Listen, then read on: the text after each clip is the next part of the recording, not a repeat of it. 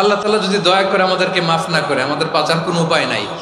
আপনি কি ভেবেছেন আপনার নামাজ দিয়ে আপনি জান্নাতে যাবেন? আপনি তাহাজ্জুদ গুজার, সেজদা দিতে দিতে কপালে দাগ ফেলেছেন, এটা আপনারা জান্নাতে নেবে না। আপনি এলাকার সবচেয়ে বড় হাতেম তাই দানশীল, এই দানের ভরসায় বসে আছেন। কশিন কালো ওঠা আমাদের নামাজ, আমাদের রোজা, আমাদের ইবাদত, এগুলোকে মিজানের পাল্লায় উঠালে কোনো ওজনই হবে না। তবে আমাদের একটা কৌশল জানা আছে, আমরা আল্লাহর রহমতের ভিখারি। আমরা সেদিন আগেই গুনার স্বীকৃতি দিয়ে দেব।